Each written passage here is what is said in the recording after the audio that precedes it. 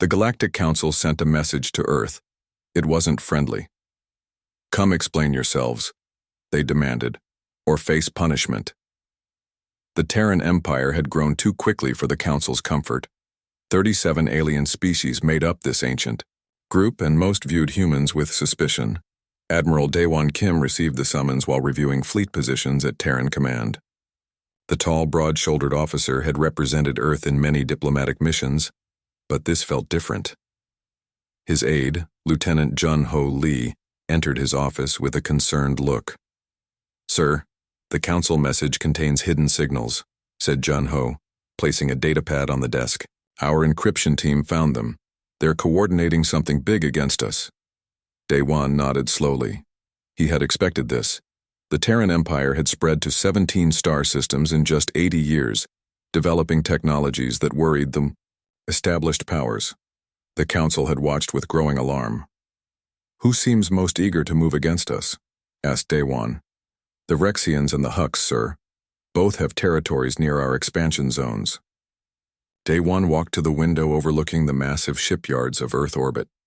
Vessels of all sizes moved in careful patterns, their lights bright against the darkness. The Terran fleet was impressive, but small compared to the combined might of the Council races. "They think we're too young to be dangerous," he said quietly. "That's their first mistake." The next day, Daewon met with the Terran Security Council. 5 men and women who guided humanity's interstellar policy sat around a black table. Minister Suji Park, head of defense, spoke first. "We could ignore the summons, strengthen our borders." Daewon shook his head. "That gives them reason to unite against us. I should go, appear cooperative." Intelligence Director Min-Ho Kang tapped the table surface, bringing up projections. "Our agents report unusual ship movements near the border. The Vrexians are gathering a battle fleet here." He pointed to a star map. "If you go to the Council, you might not return." "I'm aware of the risk," said Daewon. "But while they focus on me, we can position our assets." President Hee Young-yoon, her face lined with concern, leaned forward. "You believe this is truly a trap, then?" "I'm certain of it," replied Daewon. "But so is this. They don't know what humans are truly capable of." 3 days later, the Terran flagship Dauntless prepared for departure. It was a beautiful vessel, sleek and powerful, but deliberately designed to appear less advanced than it actually was. As Daewon boarded with his delegation, Lieutenant Jun-Ho confirmed the latest intelligence. Hidden transmissions are increasing between Council worlds. The Vrexians have moved their 7th fleet to staging positions. Daewon smiled slightly. "And our preparations?" "Ghost fleet units are in position, sir. Stealth teams have been inserted on all major Council worlds. Operation Checkmate assets are green across the board. For decades, while appearing to focus on colonial development, the Terran Empire had quietly built a shadow fleet of advanced stealth vessels. They had placed agents throughout Council space and developed technologies far beyond what they revealed publicly. Humanity had prepared for this moment since their first contact with alien life. The journey to Nexus Station, the massive artificial world housing the Council, took 2 weeks. Daewon used this time to prepare his team and review all intelligence. Commander Ji-un Song, his diplomatic officer, worked with him to craft careful responses to anticipated accusations. "They'll claim we've violated expansion treaties," said Ji-un. "They'll say our technology development threatens stability." "And we'll appear properly humble," replied Daewon. "We'll request time to consult with Earth. We'll seem worried and overwhelmed." Ji-un nodded.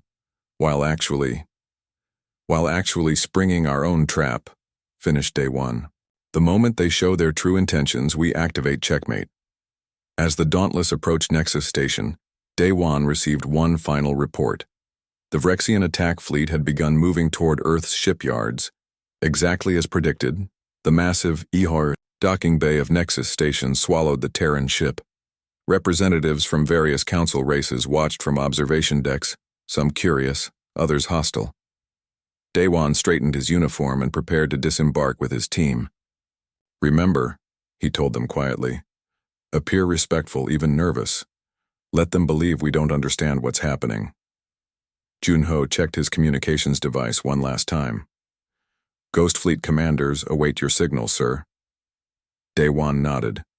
Then let's not keep the council waiting. It's time they learned that threatening humanity is the last mistake they'll ever make. The delegation walked down the ramp toward the waiting council representatives, their faces composed and showing nothing of their true plans. The trap was set, but not the one the council expected.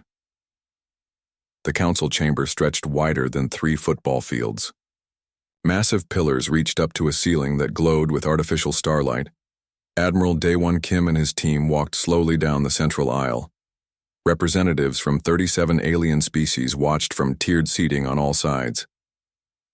Keep your eyes forward, Daewon whispered to his team. Show no fear. Lieutenant Jun-Ho Lee walked close behind him, along with Commander Ji-On Song and their security officer, Captain Hyun-Woo Choi. Although they appeared calm, all 4 humans were carefully studying the chamber's layout, noting security positions and exit routes. High Counselor Drav of the Vrexian Dominion sat at the center of the main platform. His reptilian features remained still as he watched the humans approach. Beside him, the 4-armed Counselor Emin of the Hux Collective tapped a nervous rhythm with her lower limbs. The Terran delegation may approach, announced Drav, his voice amplified throughout the chamber. Daewon stepped onto the speaker's platform, a circular area surrounded by recording devices and translation units. He bowed respectfully, exactly as protocol required. The Terran Empire is honored to address the Galactic Council, he said. Honor has little to do with your presence here, replied Drav coldly. You stand accused of aggressive expansion, technological violations, and disruption of established galactic order. Daewon allowed his face to show confusion. The Terran Empire has followed all established treaties. Our expansion has remained within agreed boundaries. Counselor Emin leaned forward. Yet your rate of technological development exceeds permitted parameters. Your fleet grows larger with each passing cycle. From the side sections, other council members called out accusations. The Terran Empire had moved too quickly. They had developed banned technologies. They threatened stable trade routes. Daewon noticed something important. Not all council races joined the accusations. Several representatives remained silent, watching carefully. The younger races especially, those who had joined the council, in recent centuries, seemed uncomfortable with the proceedings. After 4 hours of questions and accusations, the council called a recess. The Terran delegation was escorted to a small waiting room. Once alone, Ji-Un activated a device that scrambled listening equipment. They've been planning this for months, she said. They've already decided against us. Jun-Ho checked his secure tablet. Reports from Earth confirm the Vrexian fleet is advancing. 300 ships approaching our outer defense perimeter. Daewon nodded calmly. And our assets? In position, replied Hyun-Woo. Ghost Fleet units surround every major council homeworld. Stealth teams report ready status. When the session resumed, Counselor Emin presented evidence of supposed Terran violations. Most were fabricated or exaggerated. Daewon responded with calm denial and requests to examine the evidence more closely. We require access to the original data, he said reasonably. Limited access will be granted, replied Drav. Under supervision. Late that evening, in their assigned quarters, Jun-Ho attempted to review the council's evidence using their provided data terminal. He quickly discovered the system was rigged. All files are corrupted, he told Daewon. And the terminal traced my access patterns. They're not just presenting false evidence, they're actively gathering intelligence on our methods. Daewon smiled slightly. Good. Let them think we're desperately searching for a defense. The second day brought more accusations. A minor council race called the Gavarians claimed Terran ships had violated their space. The Hux presented supposed evidence of banned weapon technologies. Through it all, Daewon maintained a posture of polite confusion, occasionally showing signs of stress. During the midday recess, a representative from the Alari, one of the younger council races, approached Daewon in a corridor. Not all of us support these proceedings, the slender, blue-skinned alien whispered. Many younger races fear the old powers more than we fear humans. Daewon nodded slightly. Remember that, when things change. That evening, Junho received an encrypted message from Earth Command. The Vrexian fleet has passed Mars orbit, he reported. They're moving toward our main shipyards. And finding nothing but decoys and automated defenses, replied Daewon with satisfaction. The real fleet moved to secure positions 2 weeks ago. On the third day, Daewon sensed a change in the Council's approach. The accusations became more direct, the tone more threatening. Finally, High Counselor Drav revealed the Council's true intent. The evidence is clear, he announced. The Terran Empire represents a destabilizing force in galactic society. For the safety of all, the Council hereby demands complete disarmament of all Terran military forces and placement of human worlds under Council protection. Murmurs filled the chamber. Some representatives looked shocked at the severity of the demand. Others nodded in satisfaction. Daewon showed the reaction they expected: shock, followed by resignation. He requested a 12-hour recess to communicate these terms to Earth government. Granted, said Drav, unable to hide his satisfaction, but be aware that enforcement measures have already been initiated should your people resist. As the Terran delegation left the chamber, Junho whispered, "They've played directly into our hands." Daewon nodded. "Send the activation code. One word only: checkmate." In their quarters, the humans gathered around a secure terminal. On the screen, they watched as the Vrexian attack fleet approached Earth's apparently defenseless shipyards. "Now," said Daewon softly, "we show them what humanity is truly capable of." The 12 hours passed quickly. Admiral Daewon Kim didn't sleep. He stayed in his quarters on Nexus Station, watching reports come in on his secure tablet. His team gathered around him, their faces lit by the screen's blue glow. "The Vrexian fleet has reached Earth's outer defense ring," reported Lieutenant Junho. 300 warships, just as we expected. On the screen, they watched as the alien vessels approached what appeared to be Earth's main shipyards. The facilities looked impressive but lightly defended.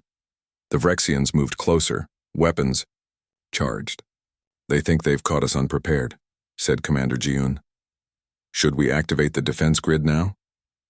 Daewon shook his head. "Not yet. Let them commit fully to the attack." The Vrexian ships formed attack patterns and launched their first volley at the shipyards. The energy weapons struck their targets, creating bright explosions visible from space. "Now," said Daewon quietly. Captain Hyunwoo pressed a sequence on his own device. Across the solar system, hidden systems activated. On the screen, the Terran shipyard suddenly flickered. The damaged sections rebuilt themselves instantly.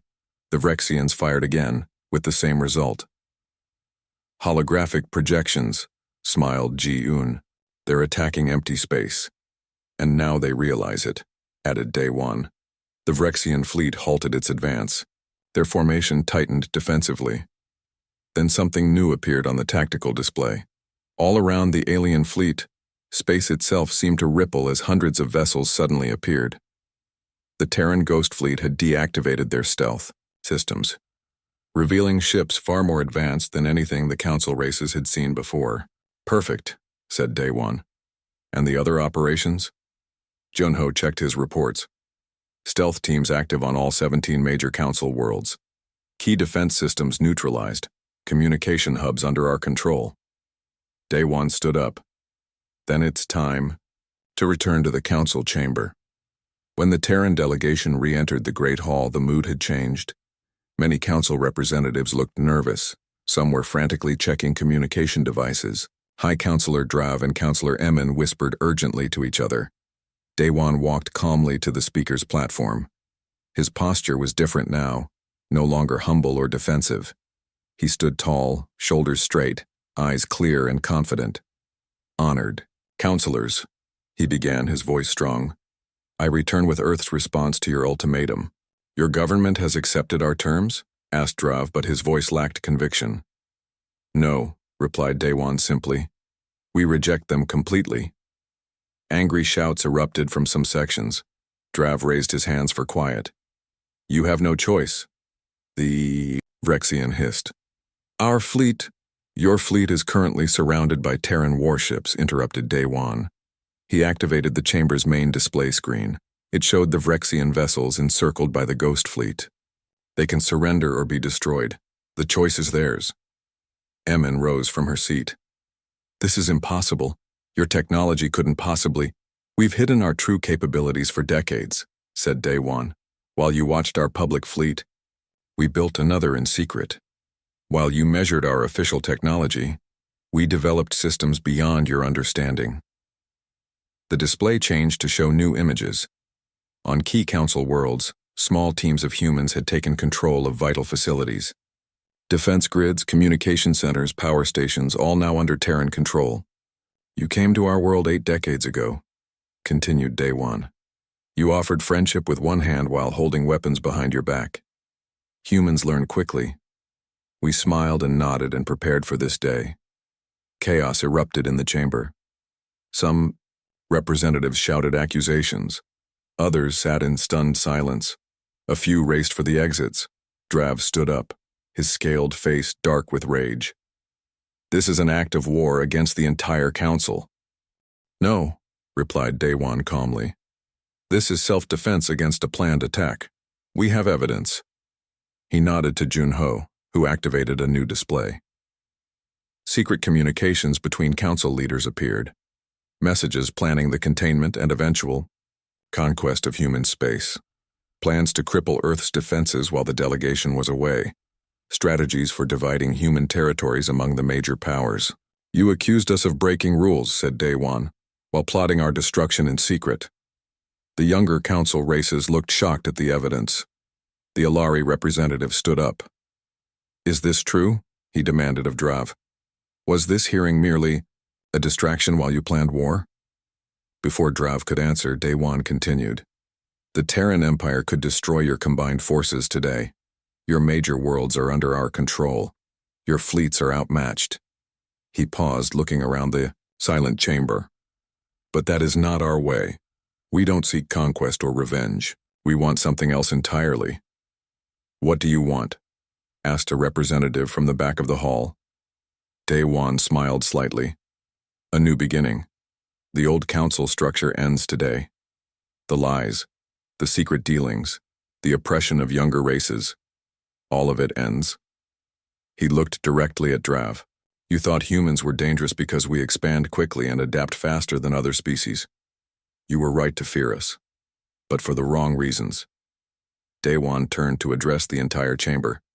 We are dangerous because we value freedom, not just for ourselves, but for all. The trap you set for humanity will instead free the galaxy from your control. Junho's tablet beeped softly. He checked it and nodded to Day-Wan. The Vrexian fleet has surrendered, announced Day-Wan. Now shall we discuss the terms of a new galactic order? The council chamber had become a war room. Large display screens showed the status of conflicts across the galaxy. Some council races had surrendered immediately when they saw the evidence. Others fought back. Admiral Day-Wan Kim stood at the center, directing the Terran response. The Hux forces near Alpha Centauri have engaged our fleet, reported Lieutenant Junho, looking up from his tablet. They've deployed their dreadnoughts. Day-Wan nodded calmly. Show me. The main screen shifted to display a space battle. 5 massive Hux warships faced a seemingly small group of Terran vessels. The Hux ships were enormous, each one nearly the size of a small moon. They fired energy weapons that could destroy planets. Those dreadnoughts have never been defeated, said Counselor Emin from where she sat, now under guard. Her voice held a note of desperate pride. They will crush your puny fleet. Day-Wan didn't respond. He watched as the Terran ships, much smaller than their opponents, moved in strange patterns. They seemed to flicker in and out of normal space. Captain Hyunwoo smiled. Quantum displacement drives. The Hux weapons can't lock onto our ships. On the screen, the Terran vessels darted between the massive dreadnoughts. Small objects detached from the human ships and attached to the hulls of the larger vessels. Moments later, the Hux dreadnoughts went dark. Their weapons powered down. Their engines stopped. Neural disruptors, explained Commander Ji-un to the watching council members. They interrupt the biomechanical systems your ships use. No permanent damage, no casualties. Impossible, whispered Emin. Those systems are impenetrable. We've studied your technology for decades, replied Daewon, while sharing very little of our own. Another screen showed Terran special forces on the Vrexian homeworld. Small teams of humans, equipped with advanced stealth suits, moved through defense installations. They didn't fire weapons. Instead, they placed small devices on control panels. Security systems shut down. Weapon platforms went offline. The Vrexian defense grid is neutralized, reported Junho. Minimal resistance. Similar reports came in from across council space. On 17 major worlds, Terran teams had been in place for months, waiting for the signal. When Daewon had sent the checkmate code, they had activated simultaneously, targeting key military and communication facilities. High Counselor Drav watched with growing horror. You planned this for years. Since the day we joined the council, confirmed Daewon. We saw how you treated younger races. We monitored your private communications. We knew this day would come. On another screen, the last Hux stronghold surrendered. The entire operation had taken less than 6 hours. Not a single life had been lost on either side. The doors to the chamber opened. A group of representatives from the younger council races entered, led by the blue-skinned Alari.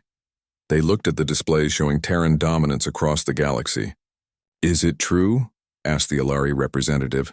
Did the High Council plan to attack Earth? Daewon nodded to Junho, who displayed the evidence again. Secret communications, battle plans, strategies for dividing human territories. They feared our potential, said Daewon. They saw in us a reflection of their own history of conquest. The Alari turned to Drav. For centuries, you limited our development. You restricted our expansion. You claimed it was for galactic stability. It was necessary, insisted Drav. Unrestricted growth leads to conflict. No, said Daewon. Control leads to conflict. Freedom leads to cooperation. He touched his tablet, and a new image appeared on the main screen. It showed Earth's solar system, but something was different. Surrounding the planets were massive structures, artificial habitats, research stations, transportation hubs. This is what humans built in just 80 years, said Daewon. Not through conquest, but through innovation. We didn't need to take resources from others. We created new ways to use what was abundant. He switched to images of Terran colony worlds.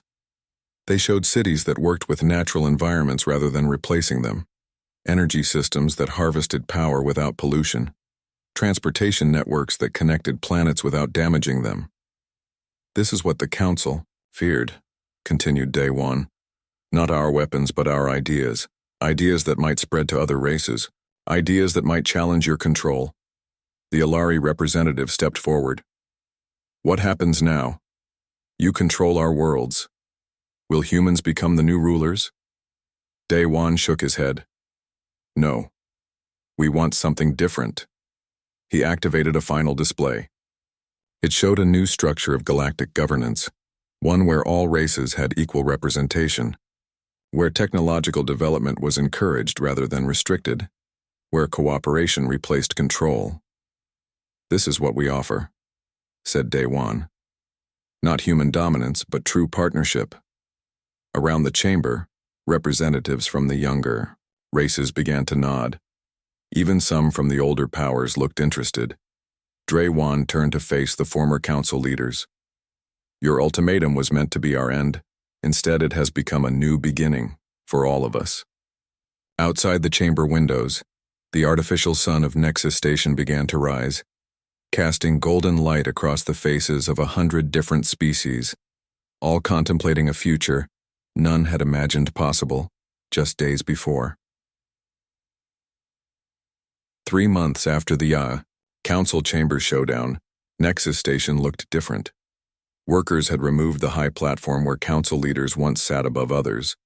Now a round table stood in the center, with seats of equal height for all representatives. Admiral Daewon Kim watched from a side entrance as delegates from 87 worlds filed in for the first meeting of the new Galactic Federation. His dress uniform felt tight after months of constant work, but today marked the culmination of those efforts. "Nervous?" asked Commander Ji-un Song, standing beside him. "Cautiously optimistic," replied Daewon. "Change doesn't happen overnight." Lieutenant Jun-Ho Lee approached with his tablet. Final security check complete. All systems normal. The chamber filled with a diverse gathering of species. The younger races, previously marginalized by the old council, now sat equal with the Yao, ancient powers. The Alari representative, now known to Daewon as Thela, took a seat near the center. Nearby sat delegates from worlds that had never before had a voice in galactic affairs. Former High Counselor Drav entered last, his once proud posture now subdued. The Vrexian Empire had lost much of its territory when subject worlds claimed independence. Yet Drav too had a seat at the table, diminished but included. "It's time," said Captain Hyunwoo Choi, checking his timepiece. Daewon nodded and walked to the center of the chamber. Conversations quieted as he took his position. "Representatives of the galaxy," he began, his voice clear and strong. "3 months ago we stood in this chamber as enemies. Today we gather as partners in a new future." He gestured to the documents on each delegate's screen. "Before you is the charter of the Galactic Federation. Unlike the old council, this body has no permanent leaders. All worlds have equal voice. All species have equal rights." Thela of the Alari stood. "We have reviewed the charter. My people support its principles of fairness and mutual respect." Other representatives voiced their agreement. Even some former council powers offered cautious support, recognizing the new reality. Drav spoke last. "The Vrexian Dominion accepts these terms," he said, his voice stiff but clear. "We acknowledge our past errors and seek a new path forward." After the formal signing, representatives mingled in the great hall outside the chamber. Daewon found himself approached by many who wished to speak with the human who had changed the galaxy. "A remarkable achievement," said Thela, her blue skin shimmering in the hall's light.